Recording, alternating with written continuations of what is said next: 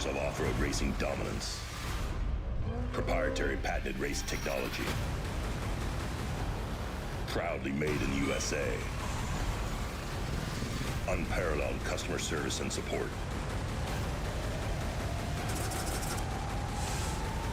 The choice of champions. King Shocks. The leader in off-road shock technology. Your winter savings start now at 4 Wheel Parts with deals on tires, wheels, and accessories for your rig. Get clearance items and select products for up to 50% off while supplies last, plus up to 20% off Overland products and up to $200 off BFG tires. The deals won't last long, so hurry in to your local 4 Wheel Parts or shop online at 4WP.com.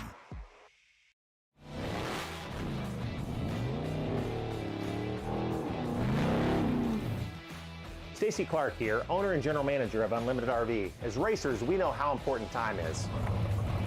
Not bad, kid. 5 seconds faster. As racers, we know how important reliability is. At Unlimited RV, we have lifetime warranty, so you know we've got you covered. At Unlimited RV, we offer nationwide free shipping, so you don't have to waste your time getting into the RV or motorhome for your next big adventure.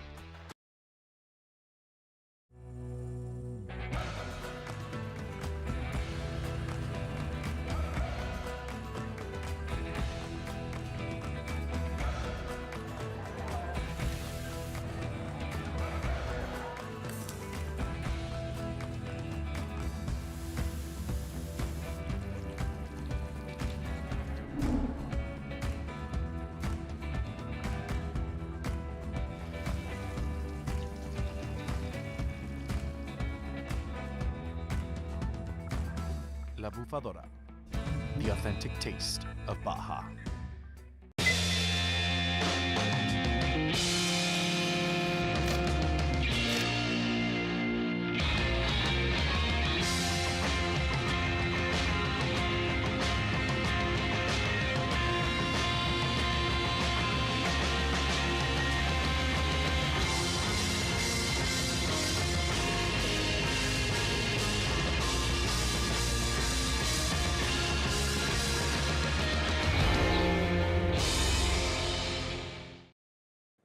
All right, everybody, welcome back once again. It is 7 o'clock. That means it is time for your next Fishgistics hourly update here for the Score Baja 1000.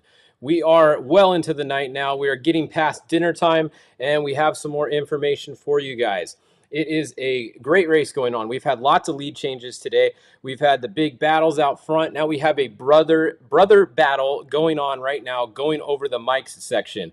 So check this out. We bring up the tracker here. We are going to show you guys exactly what we're talking about. We got the 23 right here, Dan McMillan, with Dan McMillan driving. Right behind him is the 83 with Luke McMillan, his brother, driving. These cars are running 1-2 right now, and neither one of them has updated in 4 minutes and 7 minutes. So I have a feeling that the 83 is literally right on top of the 23 right now, because this update was 3 minutes later than theirs. So they might be right on him, or he might even have got around him. I haven't heard that he got around him yet. If I do hear that he gets around him, I'll let you know. But the 83 has run back down the 23, and they are right behind him going over mics. So the McMillan team is leading the race right now, headed over the Mike's Sky Ranch section to the coast, going to the Pacific coast. Now remember, earlier, the 83, when Rob Mack was in there, they lost a drive shaft in the 83. So they've already stopped and changed the drive shaft in the 83 once, and they were able to catch back up. We know the 23 also had at least 2 flat tires earlier, including one that was really wrapped around the axle and took them a while to get changed. So neither one of those trucks has had a perfect race so far. Honestly, nobody's had a perfect race so far that I've seen, really. The ones that might have had a perfect race is the one that is not tracking right now. The 21L of Gustavo Bedosola Sr. and Ricky Johnson is in 3rd place. They are not tracking, but they're probably somewhere right around here. They were 36 minutes behind the 23 at the Mike's turnoff right here. So 36 minutes behind the 23, but running 3rd physical on course is the 21L. So that is who's 3rd. 4th is going to be 43 of Larry Rossler. So he is soloing the whole race, like we've said all day. Larry's driving the whole time. So Larry's currently in 4th place, 3rd in class. Then Tim Herbst in the 19 is going to be next in class, and Tim is he's getting ready to get out. So he's going to hand it to Pat Dean right over here at the Mike's turnoff, and then Pat Dean is going to get in the 19 and take that thing all the way to the finish. So watch for the 19 to pick up some speed right here, because Tim Herbst has been in that thing all day. He's got to be a little bit tired now. He's getting right at the end of his section. So the 19 is going to get a fresh driver.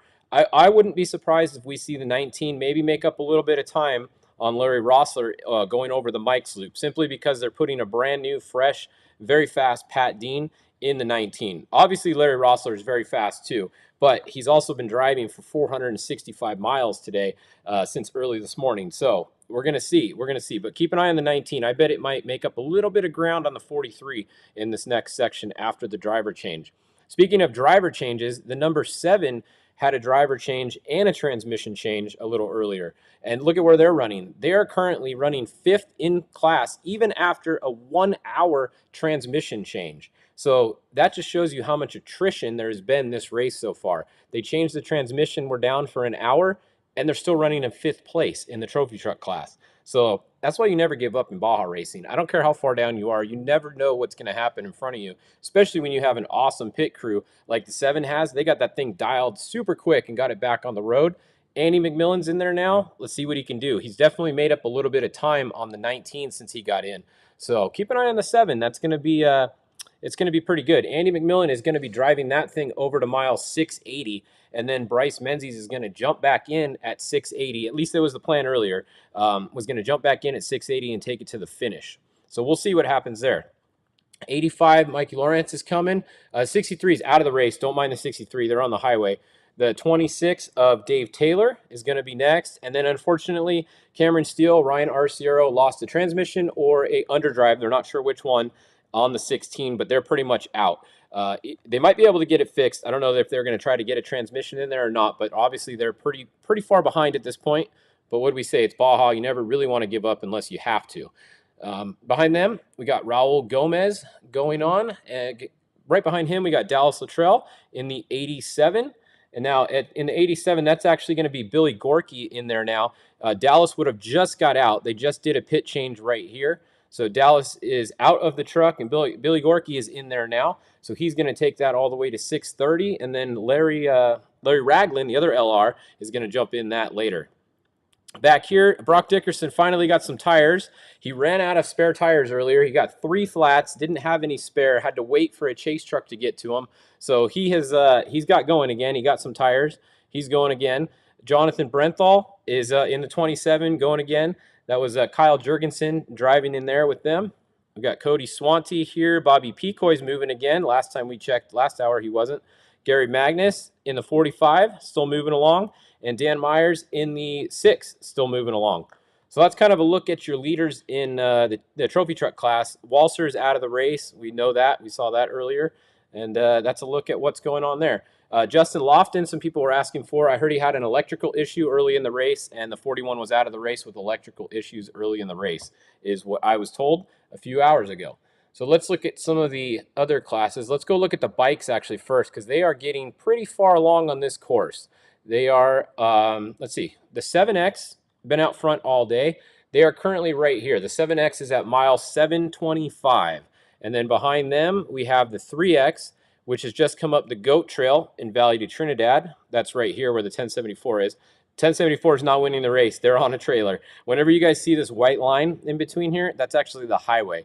So you got to be real careful, because you might see some sections where the course is on the highway. You'll see a number and you'll think they're actually winning or they're ahead, but they're actually on a chase truck on a trailer. So don't mind them right there. So anyways, the 7X, first bike on the road, on course at mile 725. So he just has about 100 miles to go. I would say about 2 hours probably, and then we will have our first finisher.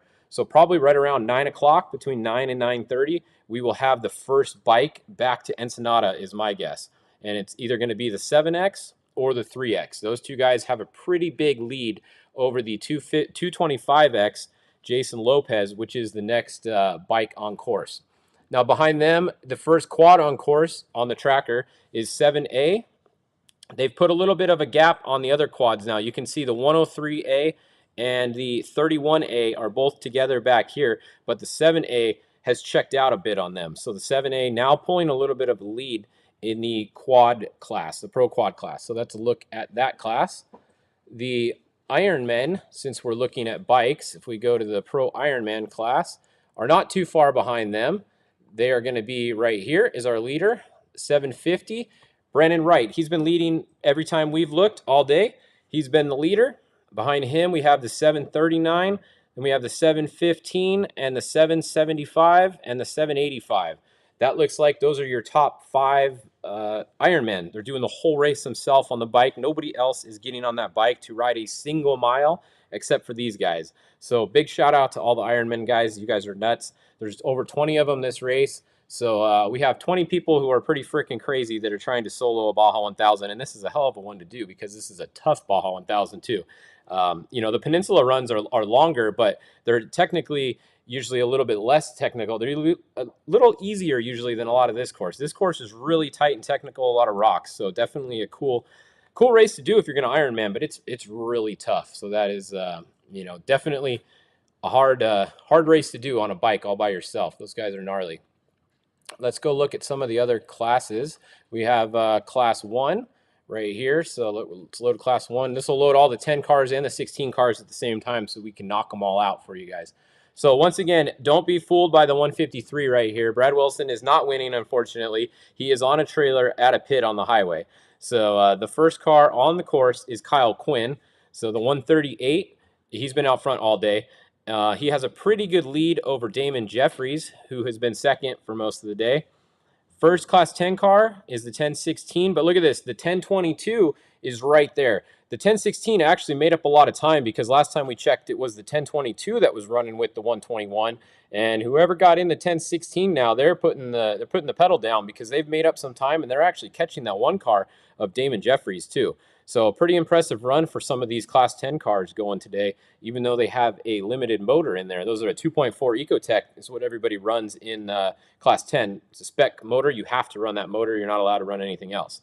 So everything else is open, but you have to run that motor. The 1087 is going to be your podium third right now, in the third place. Justin Buckley, 1064 fourth, 1062 next, 1011, and the 1014. Not such a good day for the 1014 because they're at 0 miles an hour right there. So that is definitely not good. Let's scroll back and find our first 16 car if we can. They're down here in Morelia. They are in Matomi Wash right here, all the way down at the bottom of the course. The 1626 Martin Rangel is our current leader on course. 168, that's going to be your third place Class 1 car. They're in a pit probably right now. That's a very common spot on the road right before you turn into Morelia to Morelia. I keep calling Morelia. Matomi. Morelia is up a little bit. I'm going to show you something in Morelia in a second. Before you turn into Matomi, this is a common spot to pit right here. So the 162 is right there. And then we have some more 168, and then the 1622 is up here. Lots of 1s and 6s going on our numbers right here. So one of the other things that we were going to show you is the spec truck class. And trophy truck spec is right here. Let's bring them up. So Christopher Polvardi was way out in front earlier. He was running really fast, and then he's had some issues, and he's been stopping and going in the pits and stopping and going. So unfortunately for him, the 264 has kept going. Pierce Herbst ran him down. They have kept going, and the 264 has been in the lead for the last few hours, first on the course. The 233, Justin Davis is in second, and he's made up some time because Justin Davis started pretty far in the back because he didn't finish well at the last race. This race went off the start from the finish from the last race.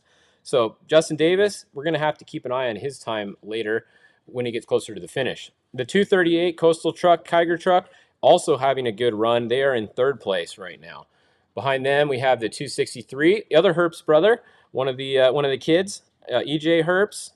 Then we have the 244, 266, and the 299. Now, the car that we wanted to show you is the 219. You're saying, what are they doing? Where are they? This was Christian Serapis with Caden McCachran driving.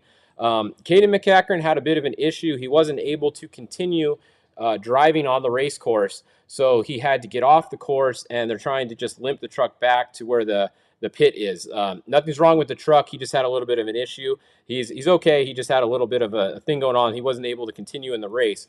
The co-driver wasn't able to take over. He's never driven before. So unfortunately for the 219, they're going to have to call it a race. And they're trying just to get on the access road and get up to here where their pit's at so they can put it on the trailer. So major bummer for Caden McCachran and Christian Serapis. They had a good run going. They were pretty far up. I think they were about third or fourth on the road when we had looked earlier. Then they had a little bit of an issue, and they're not going to be able to continue in the race. So that's what's going on with the 219. When you see them over here, they're not lost. Don't worry. They're trying to just make it back up to the top to their pit up there. All right. So let's see. What else are we looking at? The UTVs, we haven't shown you those for a little bit. So let's go look.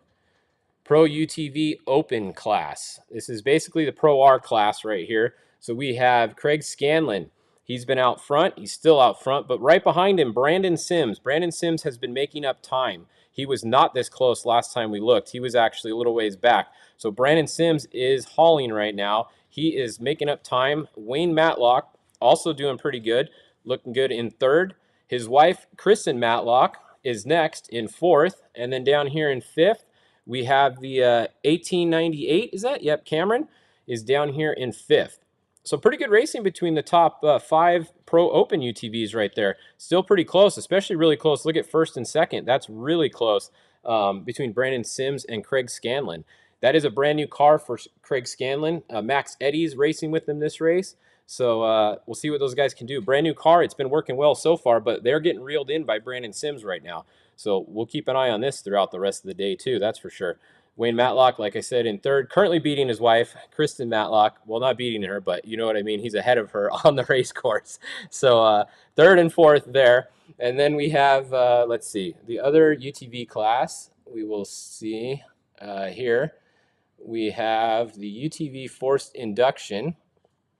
27 of these guys, quite a bit. So they're actually, look at this, they're actually ahead of the open cars where they were. Austin Weiland, he's been up front all day, still up front, holding it down up front there. Austin Weiland out front.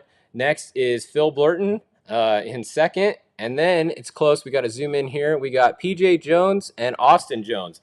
Austin Jones is at a pit right there. So that is going to be most likely a scheduled pit stop for him right there. So we'll see when he gets going again. Then we have Justin Smith, Ronnie Anderson, RJ Anderson driving there with his brother, and his dad will be getting in later.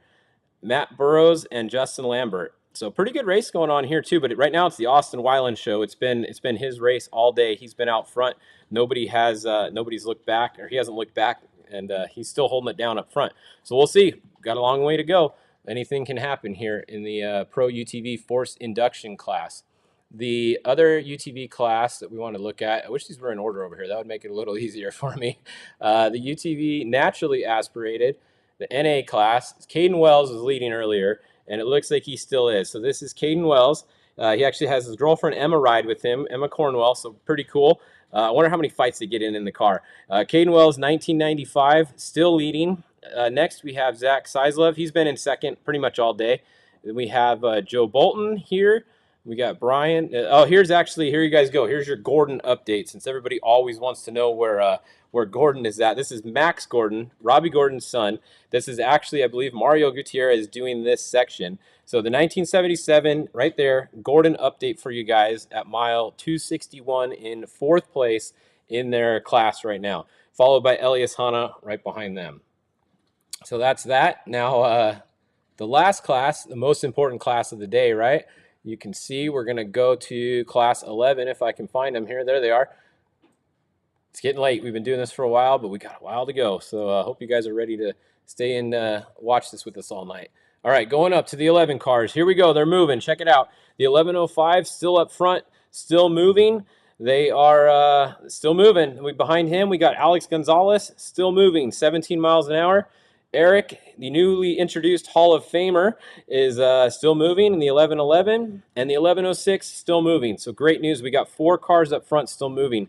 The 1121 got going again. Okay, they were down. Dennis was down for a long time, but they got it fixed. They're moving And then the 1145 is also moving again. So good news for the 11 cars. These guys are almost a mile 200. So looking good, looking good. Now when the 11 cars get down here, they're going to take one of these blue shortcuts. I think it's actually this one right here.